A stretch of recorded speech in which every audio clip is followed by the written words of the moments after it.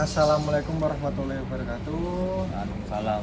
Nah, di podcast kali ini saya ditemani salah satu ahli atau yang mengerti tentang akte kematian, yaitu atas nama Rio Adi. Rio Adi Bowo dan saya sendiri Wahyu Sandiaryadi. Kali ini kita akan membahas mengenai. Benar, saya perkenalkan diri dulu. Oke, boleh. Saya mahasiswa dari Universitas Kediri, program studi Administrasi Publik, tahun angkatan 2024. Oh, berarti baru ya? Barusan, ya. Baru sekali. Oke, kita mulai ya tentang mengenai akte kematian. Soalnya ya emang akhir-akhir ini akte kematian itu sangat dibutuhkan. Karena memang kepedulian masyarakat akan akte kematian itu sangatlah minim dan informasi mengenai akte kematian itu belum terlalu meluas. Betul sekali. Jadi hanya masyarakat tertentu aja yang tahu akan akte kematian. Betul. Oleh Samping karena- itu juga karena belum adanya kebutuhan yang mendesak. Iya, betul sekali. Makanya kadang masyarakat itu bingung, Iya. apa sih gunanya akte kematian? Nah, Carinya itu gimana sih? betul. Terus nanti gunanya buat apa? Nah, betul sekali. Baru berguna ketika dibutuhkan saja. Iya. Mereka baru mencari ketika ada sesuatu yang harus Iya. mensyaratkan akte Pasti. kematian. Banyak terjadi. Dan kadang-kadang orang itu salah persepsi antara surat kematian dan akte kematian. Betul. Karena pengajuannya dari desa itu cuma dikasih surat kematian, terkadang pahamnya itu akte kematian, padahal bukan. Nah, itu surat keterangan untuk diteruskan ke Diteruskan, Dukcapil iya. untuk diterbitkan akte kematian. Sekali. Maka dari itu, dari Direktorat Jenderal Kependudukan dan Pencatatan Sipil Ya. menerbitkan surat edaran mengenai peningkatan cakupan akte kematian, yaitu menyusul surat Menteri Dalam Negeri nomor 47.1/4996/SJ tanggal 14 September 2021. Berarti masih sekitar 3 tahunan ya. Dan surat Direktur Jenderal Kependudukan dan Pencatatan Sipil nomor 47.12/1140/Capil tanggal 30 Agustus 2021 hal peningkatan cakupan akte kematian. Maka dari itu saya di sini mau bertanya mengenai akte kematian. Betul. Akte kematian itu apa sih? Akte kematian itu sendiri adalah data kependudukan. Data kependudukan yang harus dipunyai seseorang jika sudah meninggal dunia. Kenapa harus? Karena ketika selama datanya itu masih hidup dan belum ada akte kematian, maka di database kependudukan kita itu masih akan tercantum aktif. Nah, Seperti itu. dia tidak akan bisa dinonaktifkan jika belum mempunyai akte kematian. Meskipun penduduk kita mempunyai surat kematian dari desa, tapi dia belum mencantumkan, istilahnya belum membuat akte kematian di Dukcapil, maka database kita tetap akan aktif karena belum ada laporan dari masyarakat. Dari masyarakat. Gitu. Iya. Jadi ketika kita belum buat akte kematian berarti bisa dikatakan datanya masih Aktif. ya? Ya, masih aktif. Seperti itu. Terus bagaimana sih caranya atau langkah-langkah mengajukan akte kematian biasanya? Sebenarnya Dari tuh Dukcapil Kabupaten Kediri khususnya. sebenarnya itu sangat simpel sekali. Iya. Jika masyarakat itu sudah meninggal, berarti Ya. dia harus melaporkan ke desa. Desa menerbitkan surat keterangan kematian, kemudian diajukan ke Dukcapil. Biasanya jika orang itu sudah menikah, Ya. maka dilampirkan buku nikah Buku nikah. agar sesuai dengan buku nikah tersebut. Oh, seperti itu. kemudian sekarang kan sebagai pemimpin, Misalkan misalkan sebagai tapi kan ya semua orang tentunya laki-laki harapannya bisa menjadi pemimpin dalam keluarga. keluarga, tapi itu Iya. sekarang masalahnya kita membahas mengenai akta kematian. Jadi pemimpin dari akte kematian. Ya, Jadi bekal leader dalam menghasilkan suatu kebijakan kan ada 3. iya. Yang pertama power introspection, yang kedua power retrospection, dan yang ketiga visibility. Betul. Saya mau tanya untuk mengenai akte kematian khususnya. Kalau leader yang mengenai power introspection itu seperti apa? Jadi power introspection sendiri itu adalah melihat secara mendalam keadaan dan kekuatan serta kewenangan dari pejabat yang akan melaksanakan kebijakan tersebut. Contohnya, misalkan kita dari Dispen Dukcapil, kita tidak bisa langsung untuk terjun ke desa, tetapi melalui apa? Melalui perangkat desa. Perangkat desa ada. Seperti itu.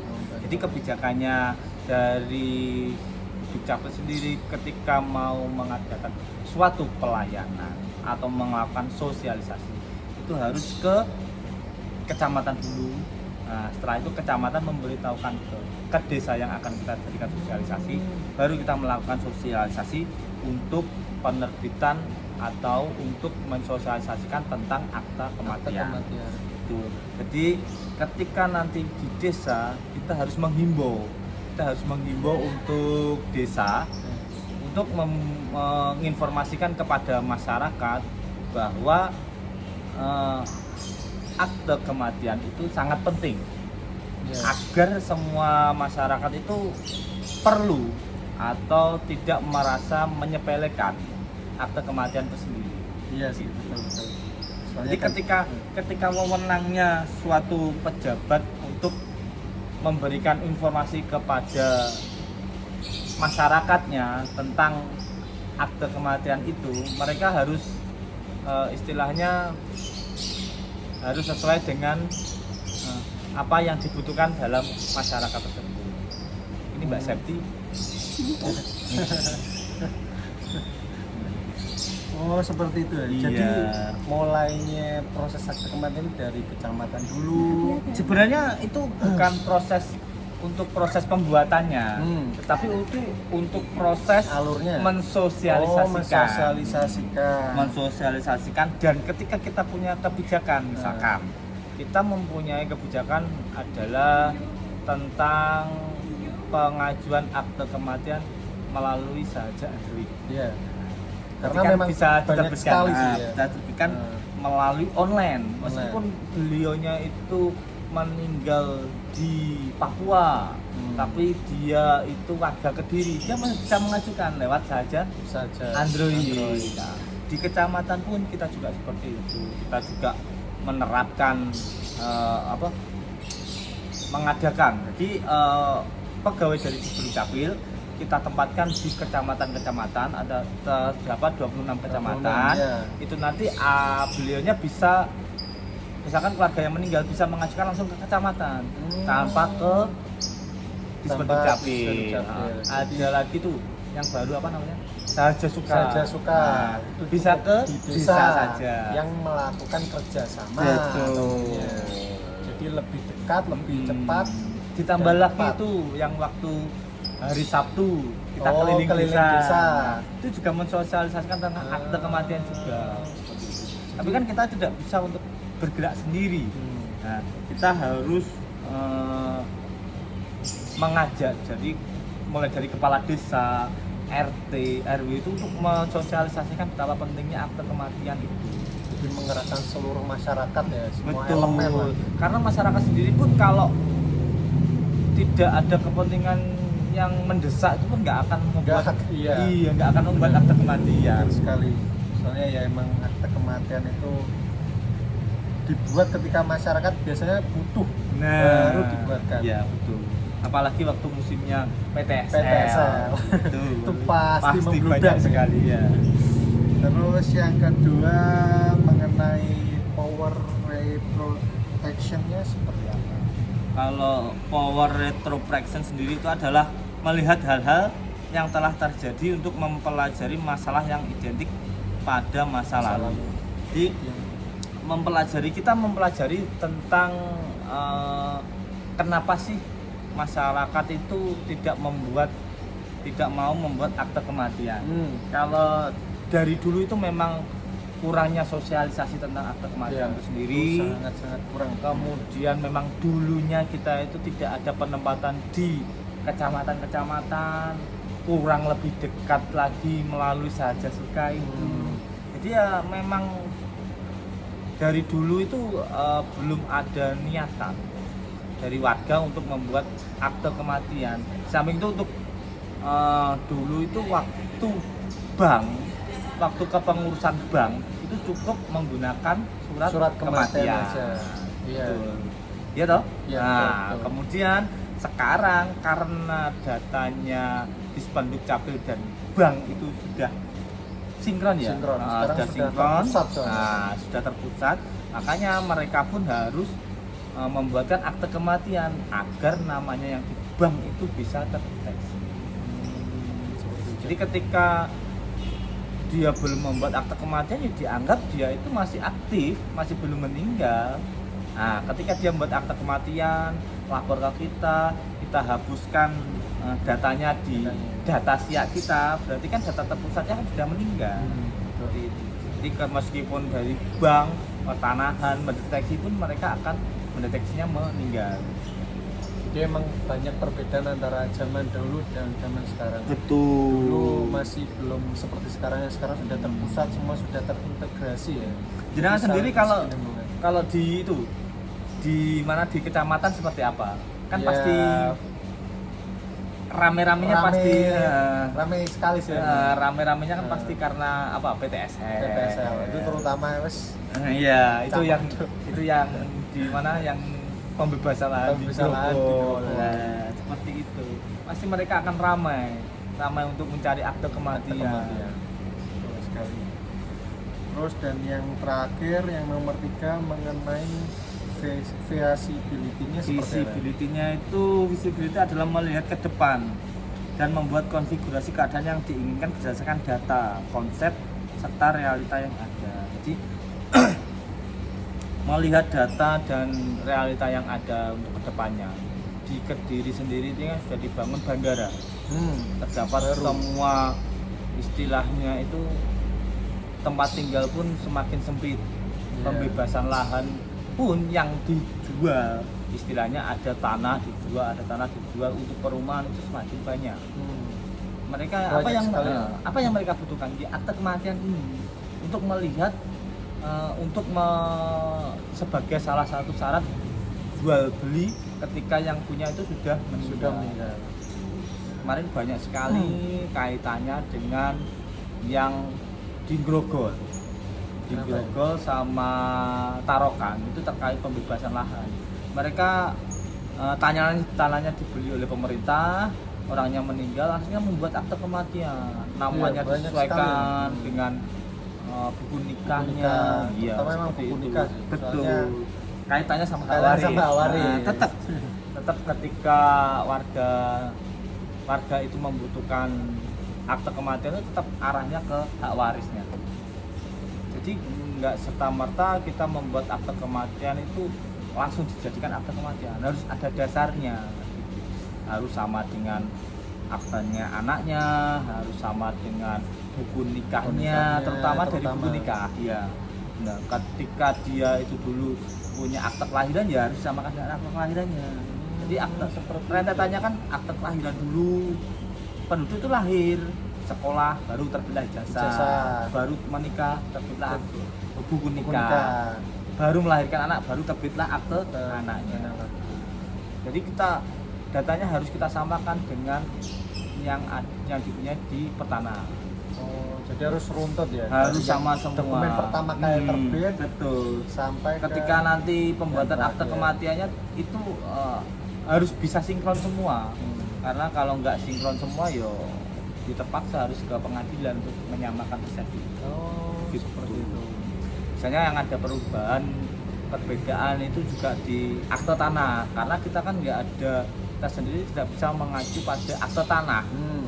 Di akte tanah itu kan departemennya sendiri. Departemen Jadi kita harus membuatkan suatu dokumen yang ada, baru untuk menyamakan persepsinya ke pertanahan ya harus konsultasinya ke pertanahan sana.